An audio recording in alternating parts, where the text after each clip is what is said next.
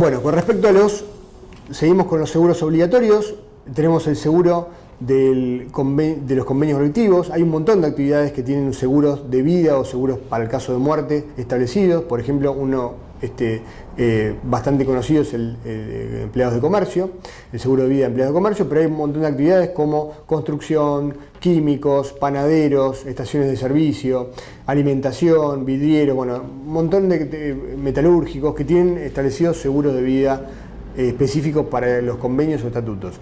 Habrá que ver de qué manera se regulan, y en muchos casos el costo del seguro se canaliza a través del propio gremio.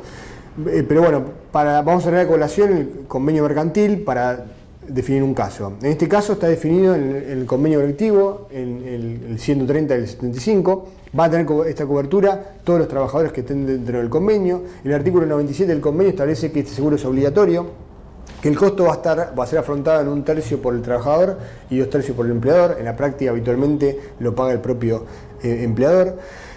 Y cubre riesgos de muerte o incapacidad total o parcial, y el costo, la suma asegurada, lo que va a tener que pagar el empleador en caso de fallecimiento, va a ser equivalente a 12 sueldos de la categoría empleado administrativo A al momento del fallecimiento. Con lo cual, de no tener el seguro, es el empleador que va a tener que afrontar este costo. ¿Cómo va a estar determinado el costo del seguro? Bueno, en función primero de la suma asegurada, que ya vimos, ¿sí? Y después va a influir factores como, por ejemplo, la edad de los trabajadores.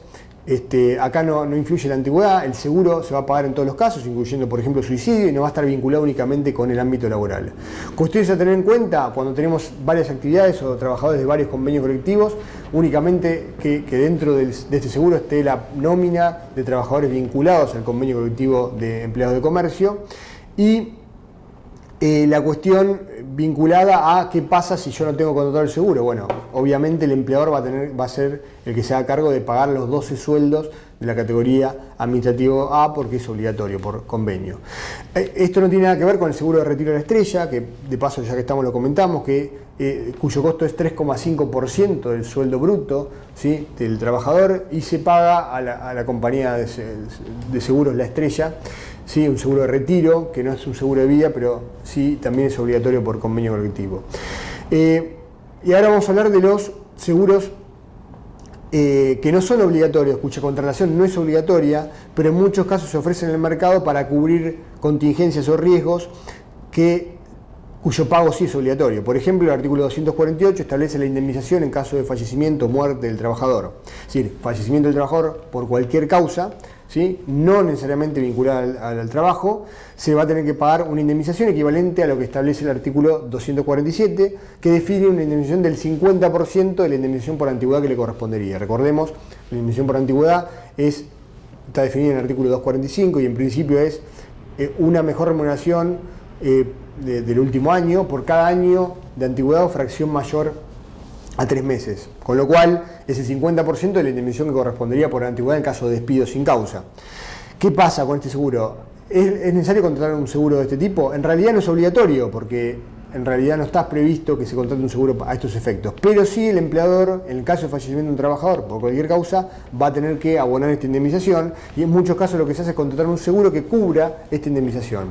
Hay variantes de este seguro, porque es difícil también determinar la suma asegurada, pero básicamente va a depender un poco de la antigüedad de los trabajadores, lógicamente. Es decir, aquellos trabajadores que tengan una antigüedad mayor van a tener una suma asegurada más alta por la indemnización por antigüedad. Va a influir también la edad de los trabajadores, la fecha de nacimiento, porque obviamente el riesgo va a ser mayor si tenemos trabajadores en una plantilla de trabajadores con edad más avanzada, que si tenemos trabajadores menores, ¿sí?, o más jóvenes. Y también va a estar determinada por las remuneraciones, ¿sí? Lógicamente, si tenemos remuneraciones altas, el costo del seguro va a ser más alto. Pero bueno, es una opción para aquellos empleadores que quieran disminuir el riesgo asociado a este tipo de contingencias. También hay compañías que ofrecen el mismo seguro para los casos de incapacidad permanente y total, que está establecido en el artículo 212 de la LST.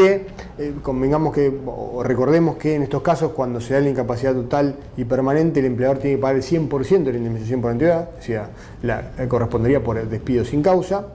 Y bueno, y se puede contratar un seguro en caso que cubra este riesgo. Y por último, vemos el denominado en la práctica RC Empleador o Responsabilidad Civil Empleador, que cubre aquellos riesgos que no están cubiertos por el riesgo del trabajo. Es decir, el empleado en muchos casos puede iniciar un juicio, en el caso que no esté conforme con la indemnización que pueda percibir a través del régimen de riesgo del trabajo, e ir por el fuero civil y reclamar los daños acaecidos o los daños generados como resarcimiento por el accidente de trabajo. Bueno, y en estos casos lo que surgió es un seguro para cubrir lo que no cubre la ley de riesgo del trabajo a través de un seguro complementario que se llama RC Empleador. A ver, estos seguros que acabamos de hablar son independientes, y en el caso de fallecimiento del empleador por ART, del trabajador, caso de trabajador por ART, por un accidente de trabajo, ¿sí? No estamos exentos o eximidos de pagar la indemnización del artículo 248, o sea, tienen que pagar las indemnizaciones que correspondan por la ley de riesgo del trabajo y además la indemnización por fallecimiento del trabajador.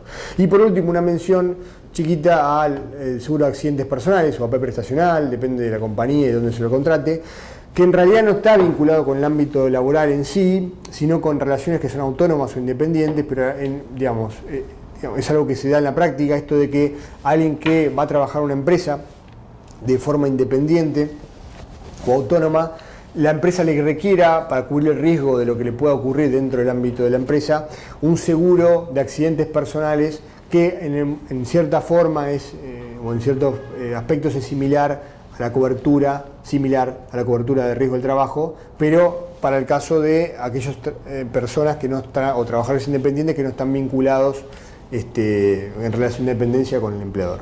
Bueno, creo que con esto hicimos un repaso de lo más importante a tener en cuenta con respecto a seguros laborales. Probablemente más adelante abordemos cada uno o algunos en particular para determinar cuestiones puntuales que pueden ser de interés y evitar contingencias que habitualmente se dan en el ámbito laboral y que tienen bastante impacto y que pueden morigerarse a través de la contratación de algunos de los seguros que acabamos de hablar. Bueno, nos vemos en la próxima.